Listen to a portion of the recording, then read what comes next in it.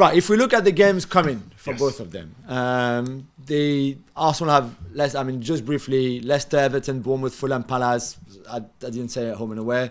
City have Bournemouth, Newcastle, Palace, West Ham, and Liverpool. So you could say maybe because of Newcastle and Liverpool, slightly harder for City. But like we said, they can still win those games 3-0 and then maybe draw against West Ham because it could be tricky. And same for Arsenal. It doesn't matter. What I think is important is that City still have to play Liverpool, Chelsea, Arsenal and Newcastle, and all those games will be at the Etihad. Yeah. All those games. Liverpool, Chelsea, Arsenal and Newcastle will be at home.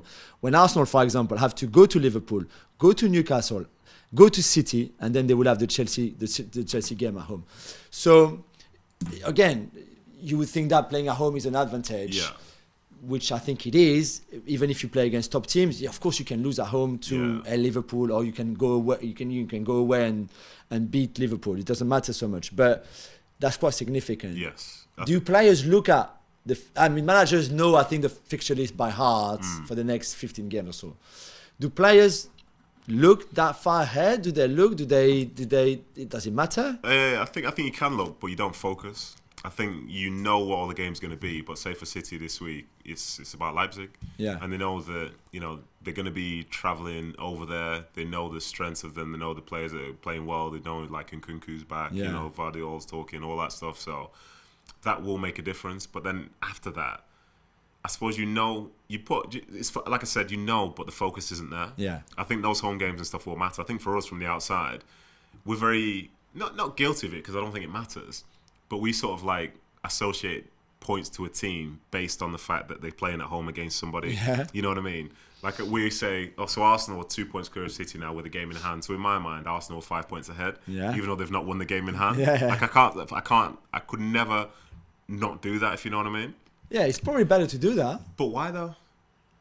Because you kind of prepare for the worst scenario instead of the I'm better talking about scenario. from the outside though, because think of it this way.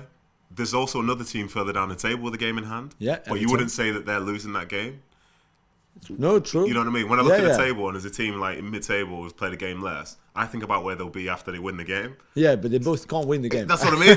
In my mind, that's just what I do. It's like stupid. I'm sure some other people do that.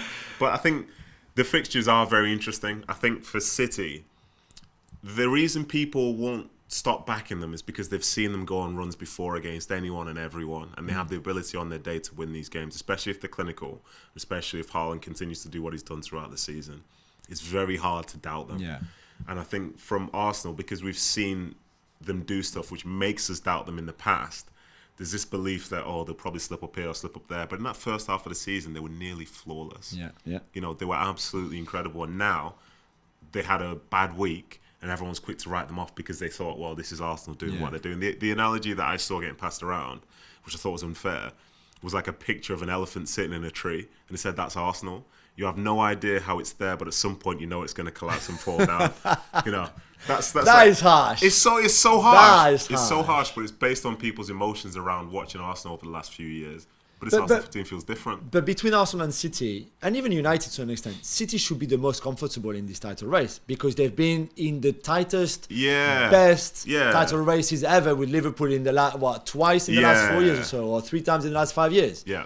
So you would think that Arsenal can have a bit of pressure and apprehension. Same with United and Ten Hag for whom it's all new. Yeah.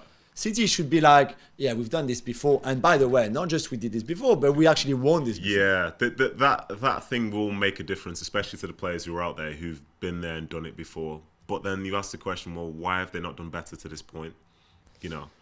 But Pep was saying the other day, he doesn't feel City have had a bad season. No, it's they just that haven't. Arsenal have been overachieving in a way and doing extra well. But Arsenal to me now have kind of leveled off a bit because of the results that they had with the 2 losses in 3 games and stuff. They leveled off just a little bit because their trajectory before that was just incredible. Yeah, but they were never going to keep that up. We all knew it. But that's the thing. We all knew it. But if their blip was 3 games, then they're going to be right back on track with what they were going to be doing before.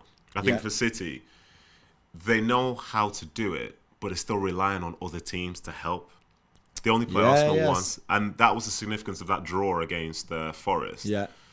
Because now they could go on and beat Arsenal, but it still might not be enough. Yeah. And that also is an interesting one because if we talk about people in a title race, Man United feel like they're in there, but they play neither Arsenal nor City. Yeah, they've played so them again, twice they're each relying other, upon everybody else. Yeah.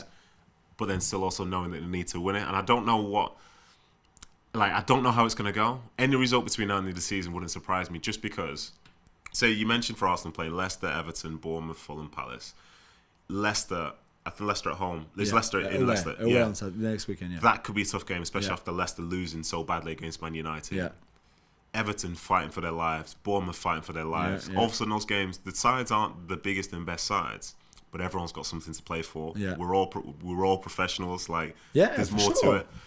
But it's a great title race. I really don't know what's going to happen. No, I know. But me personally, I would rather be in Arsenal's situation. So you prefer being the hunted than the hunter? I'd prefer to be the team that's won the most games this season. Fair enough. Because City, it's great. I think I agree too. It's because, I like the idea of, being the hunter and getting there and winning it. But there's so many times where the hunter doesn't actually get the prize at the end. Yeah. But we're very quick to forget about it because there are times when they have.